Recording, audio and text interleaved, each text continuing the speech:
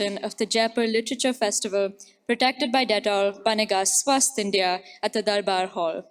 We are delighted to introduce Across Genres with Kiran Manral, Saskya Jain, Manjari Prabhu in conversation with Vivek Tejuja. As genres overlap, human stories are reaching a variety of themes and styles. A panel of writers with very different subjects, techniques, and tones of voice speak about why they chose their particular literary forms. Across the conventional categories of fiction and nonfiction, they discuss their experiments with language and literary conventions. I'm delighted to introduce our first speaker, Kiran Manral, who published her first book, The Reluctant Detective, in 2011. The Indian Council of UN Relations awarded her the International Women's Day Award in 2018 for excellence in the field of writing.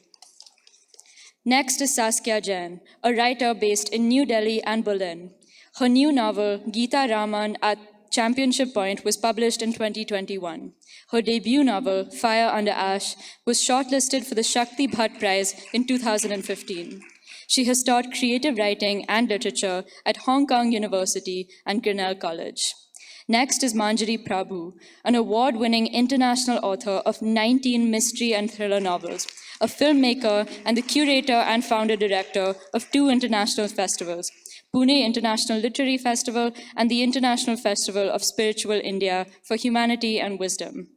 And lastly, we have Vivek Tejuja, who is moderating this session. He is the author of So Now You Know, Growing Up Gay in India, a memoir. His second book, Strange Bedfellows, is out in 2023. Over to you. Yes, hi everyone. Thank you for being here. And to the three of you, hi, hello. Hi. Hello, Ji. What a pleasure to be here and speaking with the three of you. So let's get right into it. Across genres. So why don't you all tell me about your first book and what genre and why did you decide to write in that genre to begin with? So I go first, is it? Yes, let's go one by one and then Okay. First of all, thank you everyone for being here at the end of a long day. It really means a lot to us that you guys have taken time out for this. Why did I start to write in the genre that I began writing? Well, humor was my blog. My blog was about a mom, a suburban gated mom, and I think that naturally segued into my first book, which was about a suburban gated mom who sort of discovers a couple of dead bodies and then gets around to investigating it. But it's not a crime thriller, it's a funny story.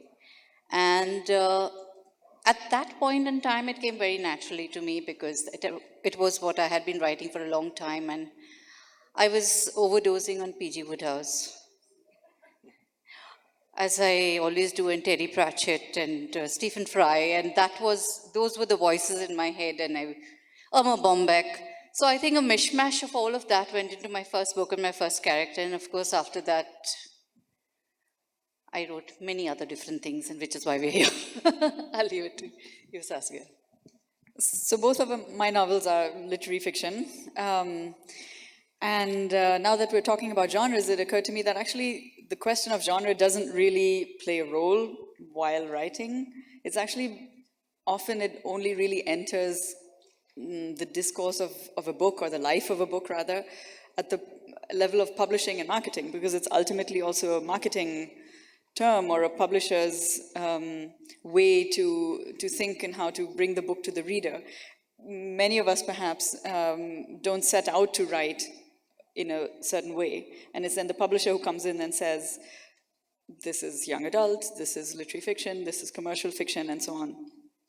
And anyway, nowadays so many books overlap in so many ways. I mean, the new novel has a young protagonist. It has a 12-year-old girl at the center, and so in some ways there's a young adult component to it, simply by virtue of that, even though the themes are not necessarily young adult. Or you mentioned humor as well. I mean, so many great literary novels have a humorous tone, but that doesn't mean they're necessarily just kind of light reading. And I think these maybe we can even talk a little bit about that. What is genre, and what does it mean to the process of writing versus the marketing angle? okay, great. But first, Manjari. Well, so I grew up reading Enid Blyton, and it was at age 7 that I knew I wanted to be a writer. And she gave me, she and then the other authors that I read, Agatha Christie, all mystery authors, they gave me the genre on a platter. I mean, it was the perfect genre for me. And even when I was reading her books, I knew that I wanted to create a world where everything ends well in the end. All mystery novels, everything, most of them, there's something happening, there's a problem, there are suspects, and it's all solved, but ultimately everything ends well. And I think that's what really got me hooked to a mystery genre, because I realized it was a genre within which you can have other genres. You can have, and you can give in any number of messages in it, whether it's a social, political, emotional, whatever you want to. All of it can go into an entertaining mystery novel. And I think that's what appealed to me and stuck with me. Taking back from what Saskia said about genre, whether it matters to the writer or not, but ultimately you would agree that there's a genre trap that perhaps most writers fall into. And to break away from that genre trap is very, very difficult. Because your publisher is expecting a certain kind of book. More than the publisher, the readers are expecting a certain kind of book. Like today, if I think Terry Pratchett were alive and were to write literary fiction, nobody would read. I doubt it, right? Because there's a certain also, I think, a preconceived notion about a writer in a reader's head. So do you look at that when you're writing, if not the genre, but I think to cater to your readers, how does that dynamic work then as a writer, or nothing matters but except your writing? The genre, the reader, the publisher. Could you talk a bit about that? I go first again? Okay. Sorry. So that's a very interesting question, Vivek, and I'm sure Manjari and Saskia have perspectives on it. My take is very selfish. I write from the perspective of the character in my head. So if the character often comes to me fully formed, like the Anglo-Indian retired school teacher in The Face of the Window, she came to me fully formed one day out of the blue, and I had to put down her story. I can't even really explain how the story came to me. And it was my first time writing horror in that book, and she's a woman who lives alone in a cottage in the foothills of the Himalayas. And it was a spooky story. I'd never written horror before. So for me, stepping out into that space was a challenge, not one that I thought about at that time, not one that I thought, how will I sell it to a publisher, or how will I market it, that pejorative term that we use all the time. But how do I get the story down of this lady? And that was the main thing in my head, and that's how it's happened to me. I hope the readers enjoy the story, but my primary aim is to be true to the character that I'm writing about, the character whose story I want to tell. Genre, everything, reader expectations, everything is secondary. Okay. Yeah, I think for me, the question of genre is something that entered my writing career later, at the point where I began publishing. I think when you're starting out as a writer, rather than the word genre, what maybe mattered to me more was something more closer to perhaps the word voice. That you, as a writer, I think you're striving at the beginning to really find your voice. And what is that? What are the stories you're trying to tell? What is the milieu you're kind of inhabiting with your writing? And voice plays a very important role there. It's kind of linked to other words, maybe like vision, or it's something that goes beyond one single book. It's something that maybe transcends, that spans your work as a whole, as a writer, in what you're trying to do. And so I think from the point of view of the writing process, I think the question of voice is more relevant to me personally. And genre is something I think that you think about more once you start publishing. Then it becomes relevant. Like I mentioned, for example, this in my last novel, this question of young adult or not, simply by virtue of having a young protagonist. And I think this is something that many writers, I think there's the potential here for crossing over into genres, but also there's the potential for some frustration also. I have friends who wrote a book thinking it would be one thing, and then marketing came in and decided it was something completely different. I have a friend who wrote a novel, but it was decided that it would be marketed as a memoir. And she was quite unhappy about that, actually, but there was ultimately nothing she could do about it. And so I think those are two slightly divergent things we're talking about in terms of the writing, the voice perhaps, and the publishing, which has then more to do with genre. Yeah, I kind of agree with them to an extent because I do think content defines the genre. But having said that, I do believe that you kind of decide because, for example, I'll give you an example. I started writing of mystery fiction, but at one point I felt I wanted to make a comment on the degeneration of human values. And I felt it somehow did not fit into a mystery genre. And that is why I wrote a science fiction about the futuristic world. And I didn't think that a plain mystery genre would work for this.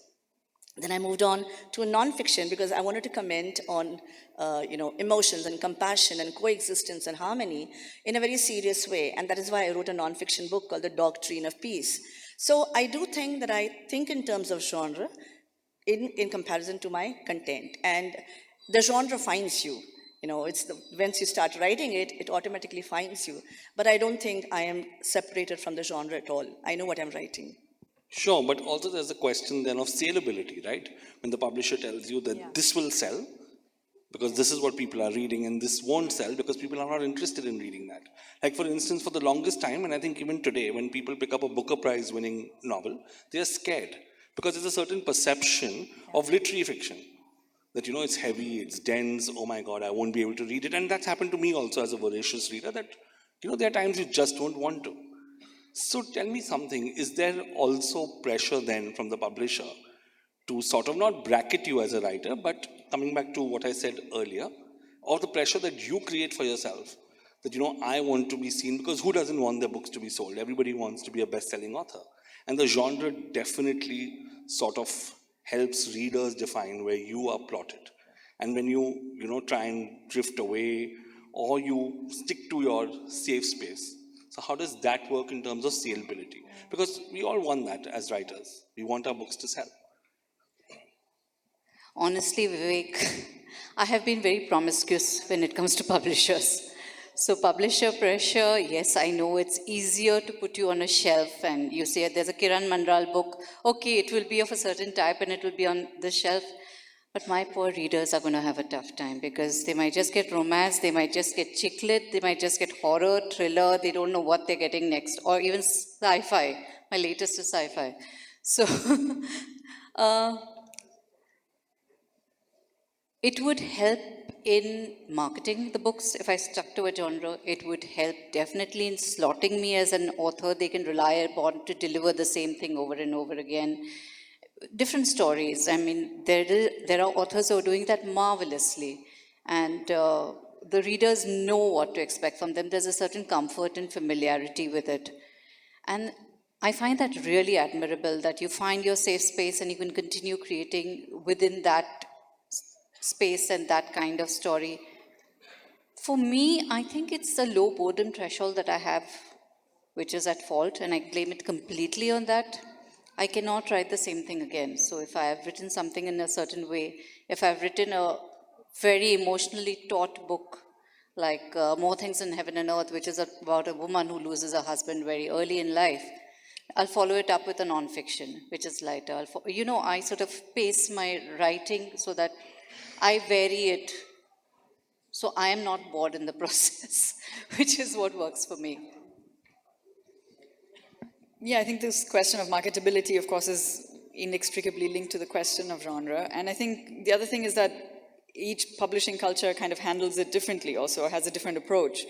If my experience in terms of literary fiction publishing here in India is that literary fiction is almost, so everyone's a bit scared of it in the sense that no one's going to buy it and there are no readers for literary fiction and better make it more commercial and have that appeal.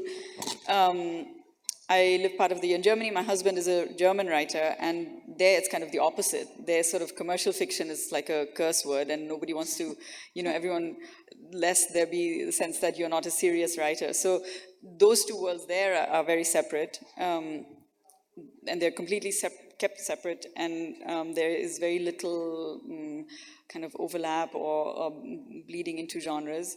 And literary fiction writers are considered sort of, there's a whole mechanism, a whole system and structure around that of reviewers and awards and publishing houses and so on.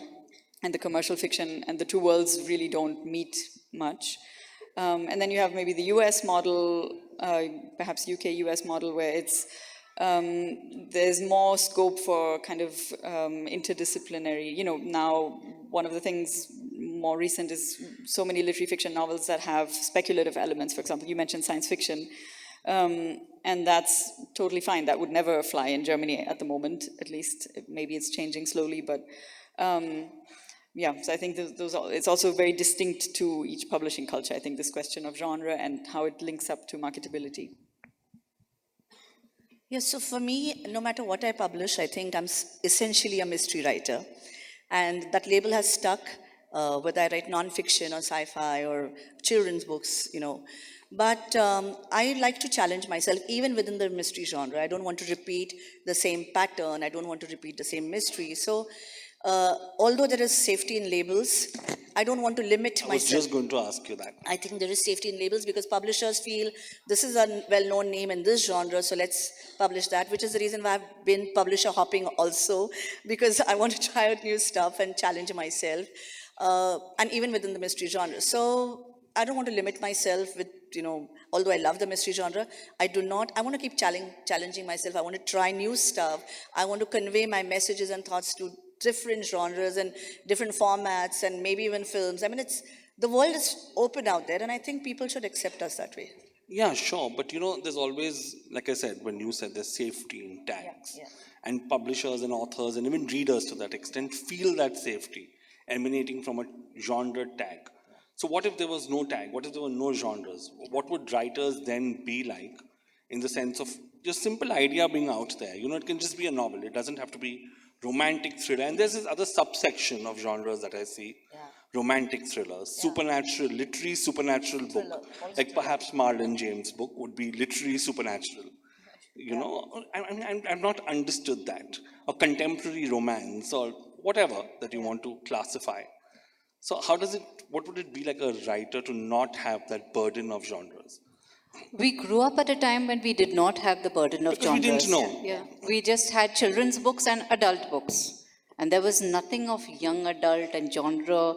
And of course, you had Barbara Cartland and you had your Mills and Boons, which were very definitely Georgette Hare, which were definitely romance. And you had Mario Puzo and Sidney Sheldon and Harold Robbins, which were the more racy ones.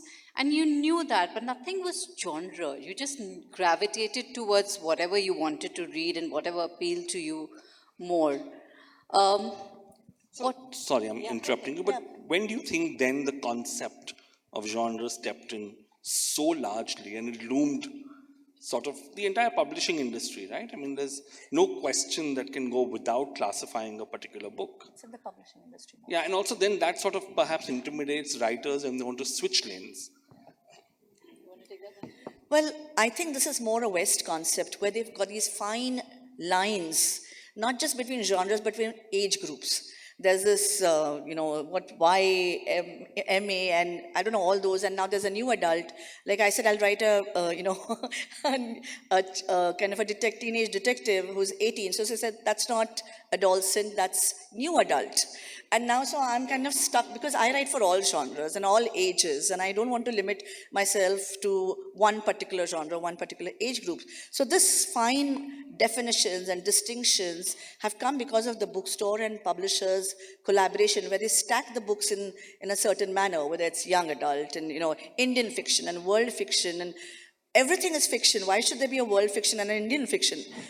That's what I feel. So I think it's all come from the West. No, so then asking the three of you, when you enter a bookstore as readers, Yes. and you would find no genres on the bookshelves, how would that make you feel as a reader? As a reader, I would be very unsettled. Because I'm comfortable with the idea of, I know, okay, this is literary fiction, this is climate fiction, this is this fiction, that fiction. Why don't you do it? Saskya, why don't you? Yeah, I mean, from that perspective, of course, there's a certain usefulness to it, I think. And as you said, there's many ways of bringing a book to a reader. And I think one of the challenges that I see here in India as well is to make that bridge, to build that bridge between, in my case, a literary fiction book and its reader. And I think that's been perhaps part of the problem, is that this can be fine-tuned a little bit in terms of really finding those readers. And as you said, those categories actually then help. And in that sense, I'm not against them. I don't think that in itself it's a bad thing. As you're saying yourself, from your experience as a reader, it's quite comforting and helpful to have that. Also confusing at times, but Right, I'm sure. And as we've been saying, I think maybe we sort of jumped one step ahead by saying that by addressing the problems that arise from that, in the sense of certain books being dismissed as young adult, or there being certain kind of prejudices attached to certain labels, which might be unnecessary or difficult then for the writer. But ultimately, I think it is a question of how do you find, for the publishers, it's a challenge to find the reader for a certain book. And I think that's something that, in my experience publishing here, in terms of the publicity that's been done, that's not yet fully fine-tuned. And I think that can be really, is something that will in future perhaps be worked on a lot more, because it is there in certain genres. I think in crime fiction, for example, or in mythology and these kinds of things, the readers are much more easily identified. And whereas in other genres, I think it's harder. It was one of the big topics we had with my publisher here when my new novel came out, because there's a very strong badminton component to it, and it has a young narrator. And there were, we were trying to figure out ways to bring in those readers that, it doesn't have to be someone who's just interested in literary fiction, but maybe someone who's interested in sport. So how do you find that overlap, and how do you then, so then maybe a category like sports novel is perhaps helpful. sports novel, that's the first time hearing of, but sure. No, I'm not, I'm kidding. But there have been sport novels as well, yeah. Please. I just wanted to add, I was lucky enough, and I think Manjari and I are of a certain generation, and we were lucky enough to grow up with unsupervised reading. Your parents were just happy to get you out of their hair and just read. So I read the most inappropriate things at the wrong age. So I would go into Happy Bookstore. I found Erica Jong's Fear of Flying when I was in grade 8. And the gentleman out there said, "Aapko ye kharidna hai?" Maine bola, "Haan." And I saw it had something a little smutty. And of course, at that age, like, you score through the mills and bones to find that one kiss which goes on for 5 pages and nothing goes beyond that. I picked it up. While there was the smut which was inappropriate, but there was also exquisite writing. Where do we go and discover books that don't get thrown up by the algorithm anymore? Where do we go to the bookstores and just browse through shelves and let a book surprise us? We don't do that. We go in expecting that I'm going to this shelf and I'm going to find this author and I'm going to pick up this book because this is what we've read about or this is what we've hyped. We don't take the time to just browse and let a book seep into you, read the page, read it, another page, go into the library, sit for hours. I mean, we had the BCL library, the USIS library, where you just spend the entire day reading, finding authors, finding voices that never cropped up. And if they were appropriate, good. If they were not appropriate, all the better. You just read. And I think we've lost that essential discoverability with the algorithms, and that is the greatest pity with this slotting of genres, with this algorithm throwing up, you want to read more books like this, please pick this up. We don't want that. And if I can butt in here, I think that's where the bookshop plays such an essential role, because you can really find books and discover writers, and then also bookstores that have people working for them that are knowledgeable about books and can find books. And I think that is invaluable, because I've heard from the publishers as well that readers who go into bookshops, most of the time they don't know what they're going to pick up. They go to browse, they go to discover. And that's something, of course, that Amazon doesn't allow for. And so it's important that here as well, bookstores remain and are supported. But then, sorry. Yeah, no, I was just going to say that not every writer can slot his or her book in a genre. That's what the publishers then come. That's what I'm saying. So then it becomes difficult. For the simple, I'll give you an example. For my book, The Revolt of the Lemren, is about futuristic, something that's happening in the future, but with a protagonist who's 11 years old. Now that's where the problem began, because the book is for adults. It's even got a simulated rape scene. Okay, now every time a publisher would pick up the book, would say, 11-year-old is the main protagonist, but there's a futuristic rape scene in it. This won't work. I said, why not?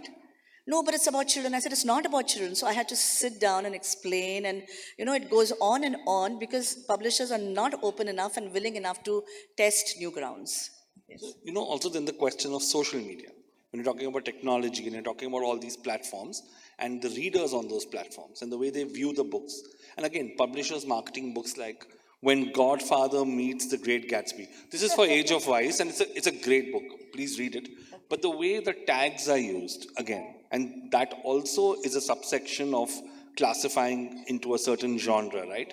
And that is done deliberately because you want people who are readers of Godfather and The Great Gatsby to come and pick up your book.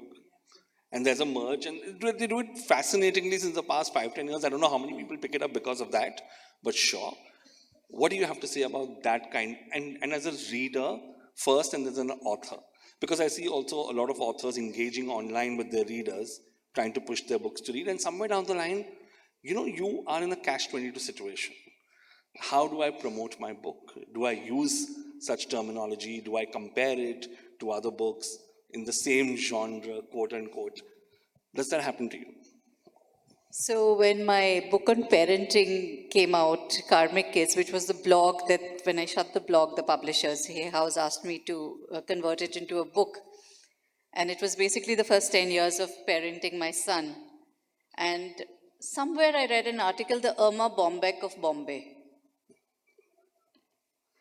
I was most taken aback because I love Irma Bombeck and those are very big shoes. And then I thought to myself, if somebody thinks it's as funny as Irma Bombeck, who am I to complain? But, it does put a certain pressure on you as a writer because then the expectations are raised to a certain level. And then if it doesn't meet the reader's expectation, then you don't get a second chance.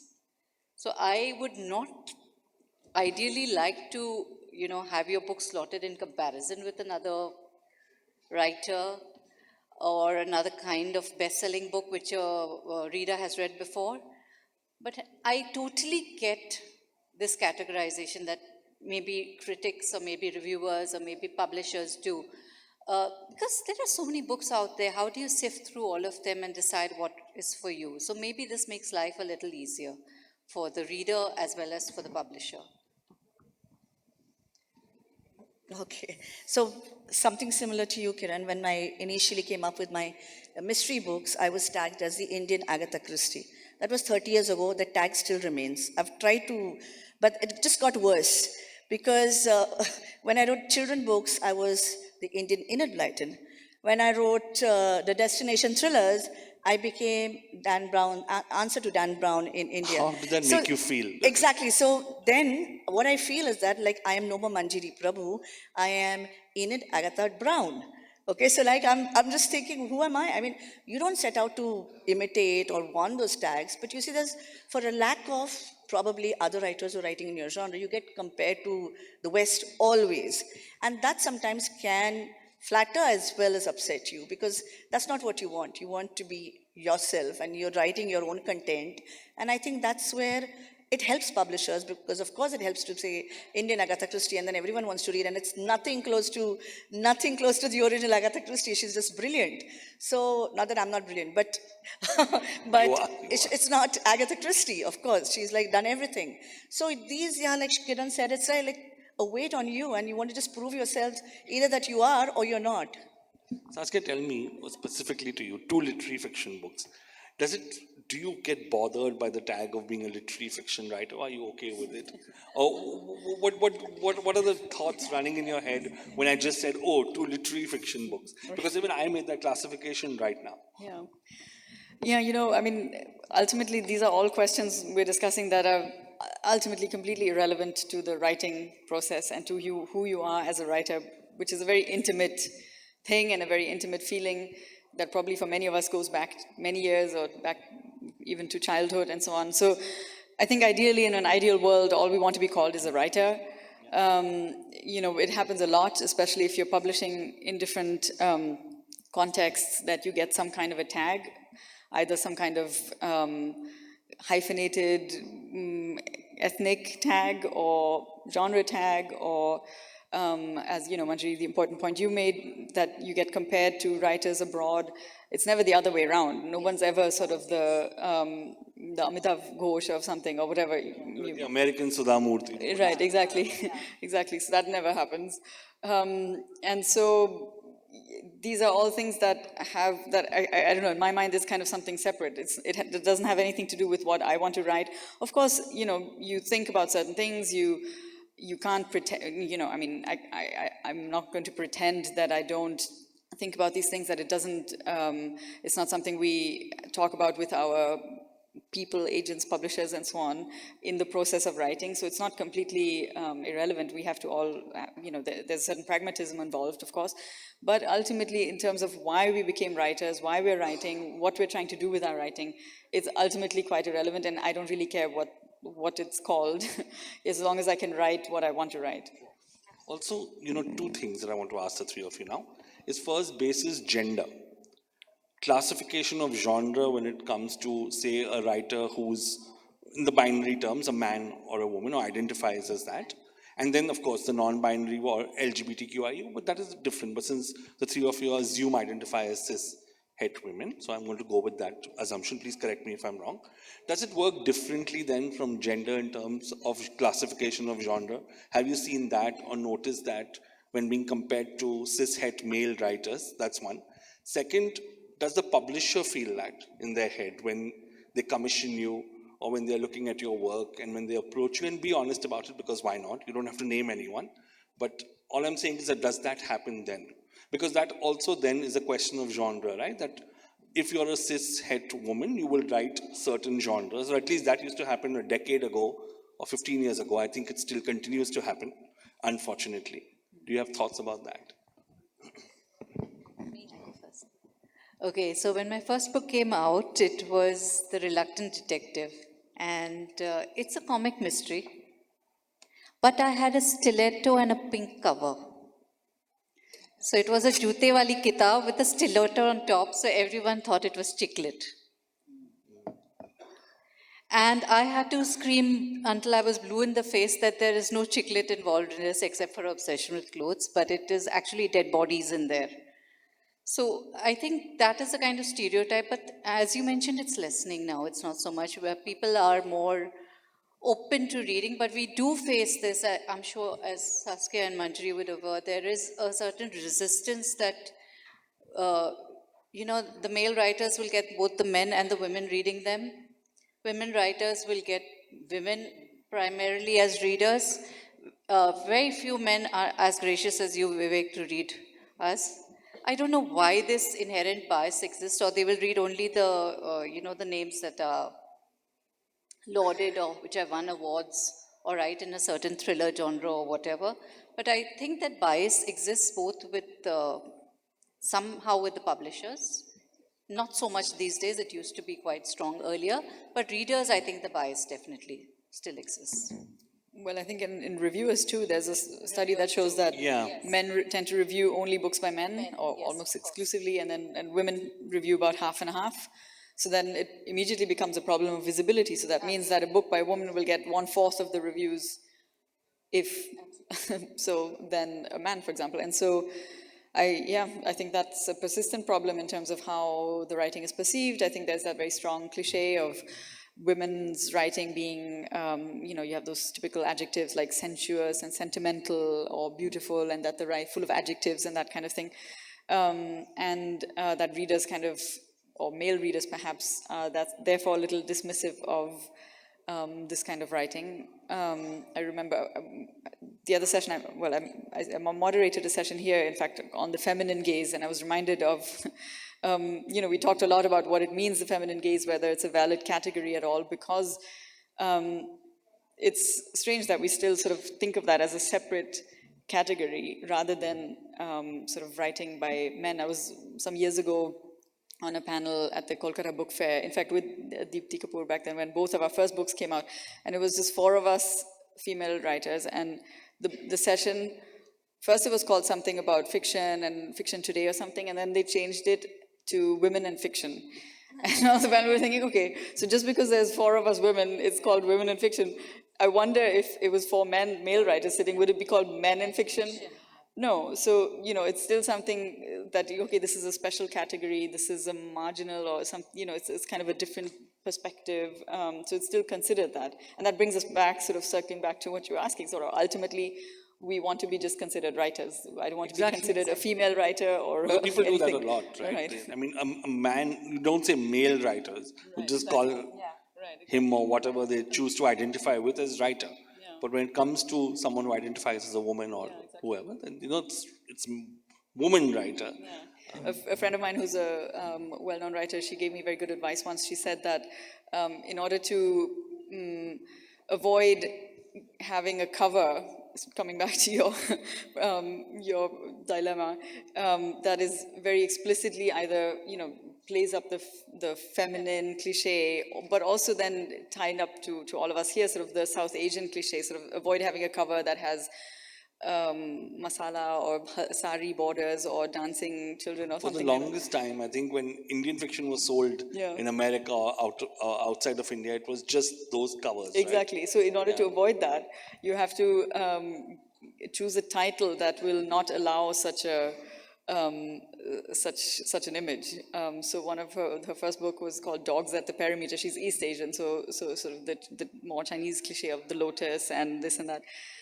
So she said, okay, with a title like Dogs at the Perimeter, there's no way they can put a lotus on that cover. Manjari? Well, I write in a genre which can face bias. For example, cozy mystery is usually read by women, and thrillers are read by men. Hate that term cozy mysteries. Yes. No, but that's how it is. So until I was writing cozy mystery, it was fine. I had all kinds of readers. The moment I started writing thrillers, I realized that only women were reading my books and not men. And that too. You weren't reading because you were a woman writer writing Exactly. thrillers? Yes, Okay. yes. Because Woman writer. so what I did, so the whole purpose of writing the thrillers was to target the men, because I wanted the men readers to read my books. So I got an Indian male to be a detective, Ray Parker. And I said, okay, let's see if, because my first one was a female detective. So I said, let me try tapping the Indian male reader with a male detective. I don't think I've succeeded at all because I'm still Manjari Prabhu writing it. And this bias in the reader's head is not going to change. They want to see thrillers because it's a male domain. And that's how it is. Even if I write about guns and drones and everything, they'll still think, hey, it's a girl writing it or a woman writing it. I think we need to change that. You know, Vivek, we are still living in times when J.K. Rowling writes under Robert Galbraith. And we had George Eliot, and we had so many women writers who wrote under male pseudonyms to start with. So it really makes me wonder how far have we really come? No, also, the titles that you pick for your books, another very interesting thing, that then gets reflected in the genre that you have written or, choose to sort of project to the reader. Because it's all about the title. I also think to a very large extent that defines the genre as per the reader's perception of what the book is going to contain till they read the synopsis or a chapter or so and then make up their own mind, right? So does that happen to you also when you pick a title? Or again, see, it all boils down to the publisher, to the editor, people who are working with the writer very closely in terms of defining the book. Anyone, please. Okay, so my books have mostly neutral titles. The Cosmic Clues, The Stellar Signs, The Trail of Four, Voice of the Runes, Revolt of the Lamren. You can't make out whether these are for men or women, except the last one, which is Legend of the Snow Queen, which is about an empress. So of course it had to be that. So I don't think it's that. I think it's just that when people automatically go to read any genre, there is something in their heads that this can be written by so and this can be. So those stereotypes are there.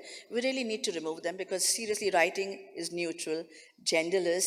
It comes from the heart. It comes from the universe, and anyone can write a male story or a female story. I think readers need to understand that. All right. Let's just open it to questions from the audience. We have about 11 minutes. Thank you, thank you. It's so nice to see hands up. That's the scariest moment. Could someone please give the mic, to this person in the front? And Hi, thank you so much for the wonderful session. So my question is regarding, Just hold it close. can you hear me now? Yeah. So my question is regarding self-publishing and traditional publishing. So you talked about how it is the publisher's decision ultimately to decide what genre the book gets published under. And the lack of autonomy can be a little discouraging for the writer because somewhere your voice can get lost in the labels. So the discourse is limited mainly to traditional publishing and not self-publishing when that also exists. Do you think it can ever become a mainstream publishing platform for writers despite the perceived bias against prestige? Well, Speaking from the perspective of fiction, literary fiction, which is, I think, you both will perhaps might have an alternative perspective also on this. But in terms of literary fiction, I think the answer is no. It won't have that same heft, I think. And partly out of arrogance, partly there's a gatekeeping thing going on, but partly also with good reason. And let me explain that in the sense that literary fiction, it is a sort of a long collaborative process in the sense with your editor. You do, that relationship that you have with your editor is a very important and crucial one. And ideally, it is one that can nurture you sort of over the course of your career. It's become harder and harder also because publishing houses are changing. They're doing a lot more commercial fiction just in order to make their numbers work. But ideally, there is a certain reason why in literary fiction you do have these collaborative processes with the editor, and that you can publish in that frame, because ultimately also there are not that many readers for literary fiction, and so it's not, for example, a category like self-help books where I think you have a personal story and you have something that many people can connect to at several levels. I think literary fiction, in that sense, there is that pretense, whether it's justified or not, that you're asking for a lot from the reader also. It's not like watching a Netflix series. I mean, even just think of it this way: Netflix, you can sit down and watch something, and you can iron on the side. Reading a book is the one thing where you really can't do anything else other than read the book. And so, you're already asking for a lot. You're asking for the reader to imagine. That's hard work in many ways, to go with you to a story, through a story, to go with you, to go with a character, to follow a story, to follow a character. And that takes work, obviously, to write, but also from the reader it asks a lot. So it's important that in terms of literary fiction, it's really something that has been worked on for a while and chiseled and polished. I think that the person there had a question. And then back to you. Yeah, good evening. My question is to Kiran ma'am. Ma'am, you are a pro in writing different genres, and you told that you are absolutely unpredictable. We cannot expect what we are going to write. Ma'am, just a clue from the South Indian movies doing very well of late, because they have all the packages built in one movie. It's like emotion, drama, it's a romance, say it is a fight, and everything, even the mystery as well. Now, can we expect a book from you, Kiran ma'am, that has every emotions, every aspect of it, be it romance, be everything? So can we expect that from you, ma'am? Include fantasy as well, because Of course. Include fantasy as well. Ah, that's a tough ask. But sure, why not? I never say no to anything in life. So you never know, I might come up with something. But so far, when I have done a book, it has been firmly within that space. It has not been a pot boiler. I don't think I do pot boilers very well, where I have a mismatch of everything, because I get into that mood. So if I'm writing a horror book, I am in that spooky space, and it's not nice to live with me during that time. I pity my husband and my child. And if I'm writing an emotionally wrought story, that's how I am. So if it's a pot boiler, then it's going to be difficult for me to get into all those moods. But it's no a matter wonderful what, suggestion, I'll take it. Kiran, no matter what you write, it's never easy living with a writer. Hello. from all your discussion, I can just make out that genre is nothing but a marketing policy, let's say. Just as you have a drink for a child and women and 30 plus. But my question is here that does this marketing policy really tear apart the emotions of an author in you? How do you all tackle it?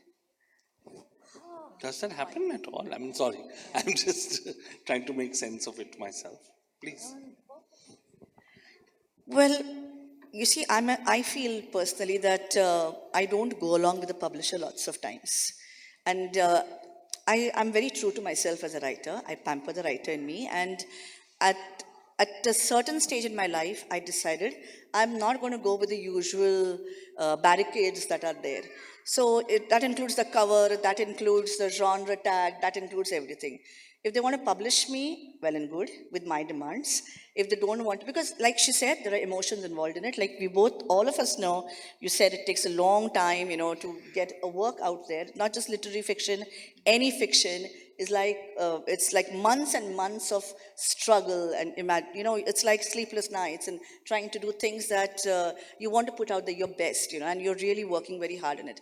When you have done all that and you have someone dominating your space and trying to contradict what you have already believed in yourself, that is where the emotional conflict can come in. And I would rather not go with a publisher who doesn't understand my viewpoint than just publish it because I'm getting a publisher. So I think, luckily for me, I have arrived at a stage where I can say no, and that helps. But yes, I think emotions of a writer just have to be taken into consideration. There, please. And then to you. Yes. I hope we have. As a writer myself, I've always wondered what writing means to other writers, if it's a voice, a conversation, a way to forget and become. So my question is, what does writing mean personally to you, and does the meaning of writing for you change when you switch genres? That's an excellent question. That's really an excellent question. What does writing mean to us? I think that's a question we all ponder upon. I think I speak for all of us. For me, writing is, I wouldn't say escapism, but writing is a chance to live other lives that I don't live, the same way reading is. But it is also a chance to play God because I'm creating those lives. So I think that's what writing is for me when I'm writing fiction. When I'm writing non-fiction, of course, it's very methodical. There's research and there's all that. But the fiction is just escapism, living other lives, doing things that I couldn't possibly experience. And that's the thrill of it. Great. Thank you. Yes, please. I would like to know the role of the significance of craft in your fiction, particularly narrative technique and style. Any one of you. Yeah. I think the role of craft is, you can't stress it enough. It's something I think it's a common misunderstanding, I think, amongst people who are not writers, to think that, okay, you write when the muse comes to you and then it just flows. And it's actually not that at all, at least hasn't been for me and those writers that I know. It's actually something very, it is a craft. It's something like a job like any other. You sit down every day and you get better at it the more you do it. And you hone your craft. There's certain techniques that you have to learn that work, certain narrative techniques, certain structural elements, and you learn those either by, as in the best way to learn them is by reading a lot, obviously, and to see, kind of to read, not obliviously, but to read like a writer, to read for those elements. And I think especially when you're starting out, I think that's very helpful. That has been in my career. Of course, you can go to sort of a creative writing program or something where maybe you will also, that is also facilitated in many ways. But ultimately, you read a lot, you learn a lot, because you can really see, once you start reading like a writer, and I think you do that once you start writing, it becomes a natural way of seeing things, of reading. You begin to see sort of the structure behind things, you begin to understand what a writer set out to do and how he or she achieved that goal. And you can learn a lot from books. I mean, that's, goes without saying. If you want to write, then you have to read a lot. Thank you. One last question from you. person there, and then we are done. Hi. You'd mentioned that when you were writing thriller, you wanted to make it a male protagonist so that you could, target the male audience. So once you get to a certain level as an author, how much does that start coming into play at the creation stage itself? And as a creator, how do you draw the line of these are the compromises I will make, these are the ones I won't? So how do you think about that? Well, so it wasn't a compromise at all. I wanted to create a male character. And he came to me one evening, I just saw a vision of him, of this man with a ponytail in a black jacket standing by a lake. It just comes. So my characters come to me in my dreams and in visions, okay? So I knew that this male, oh, sorry, it's almost done. Okay, that was sudden. So yes, as far as possible, I write for myself. Okay, I write because I have a story to tell. So compromises don't come in my writing at all. Luckily, again, touch wood. I keep saying this because I know that writers do have to do that. And when you're writing, like when I set out to write a male character, my biggest issue was thinking like a guy. That was where my main challenge was, because writing like a woman is easy for me, but writing like a guy, and that too detective fiction, was the challenge. So I think that's where I had to work harder. So any other book I would have written easily, but the moment I got a guy in and I had to write from his perspective, I had to work harder. So that's probably where the change happened. Otherwise, nothing. Thank you so much, the three of you. You want to say something? Nothing. I just want to thank you, Vivek, for moderating this Thank you wonderfully. very Thank you so the much, three of you. Vivek. Yeah. Thanks a lot. Thank you, everyone. And with that, we would like to thank the speakers, Kiran Manral, Saskya Jain, Manjari Prabhu, and Vivek Tejuja for this incredible session. Authors will be signing just outside.